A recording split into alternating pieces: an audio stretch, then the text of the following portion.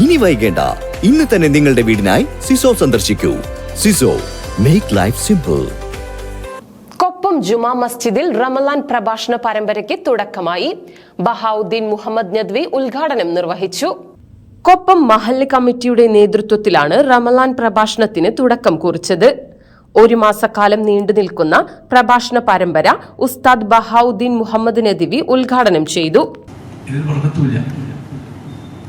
അനുഗ്രഹപൂർണമല്ല, സന്തോഷ നിർഭരമല്ല ആ ജീവിതം. അങ്ങനത്തെ വലിയ വലിയ മലയാളിമാരെ ഖുർആനിൽ തന്നെ വളരെ ചെറിയ കിതാബുള്ള ഖുർആൻ, എന്നിട്ട് അങ്ങനത്തെ കുറെ മലയാളിമാരെ പറ്റി പറഞ്ഞിട്ടുണ്ട്.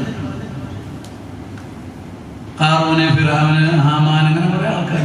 സമയം ചേർത്ത് ഞാനത് പറയണത് ഞാൻ ഇൻഷാ അല്ലാഹ് നമ്മുടെ വിഷയാധിഷ്ഠിതമായുള്ള പ്രഭാഷണങ്ങൾ നടക്കുമ്പോൾ അതൊക്കെ നമുക്ക് കേൾക്കാൻ കഴിയും. അതിന് പരമാവധി ഈ ഇൽമിന്റെ സദസ്സിൽ സംബന്ധിക്കണം. അത് ഒരിക്കലും നഷ്ടമല്ല എന്ന് ആദ്യം നമ്മൾ മനസ്സിലാക്കി. ഞാൻ പറഞ്ഞാൽ 1 മണിക്കൂർ കൂടെ ക്ലാസ് നടക്കുന്നുണ്ടെങ്കിൽ ആ 1 മണിക്കൂർ നമ്മൾ എത്തിക്കാഫിന്റെ നെയ്യത്തോട് കൂടി ഇരുന്ന എത്തിക്കാഫ് കിട്ടും.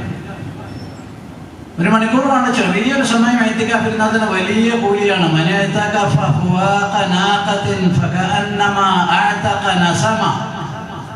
ഒരല്പസമയം ഒരാളെ എത്തിക്കാഫ് ഇരുന്നാൽ അവന് അടിമയെ മോചിപ്പിച്ചവന് തുല്യമാണ് പ്രതിഫലത്തിൽ.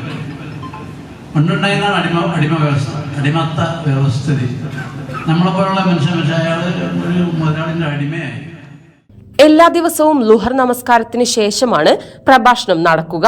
മഹല്ല് ഖത്തീബ് മുഹമ്മദ് സ്വാലിഹ് ഹുദവി വളാഞ്ചേരിയാണ് പ്രഭാഷണത്തിന് നേതൃത്വം നൽകുക.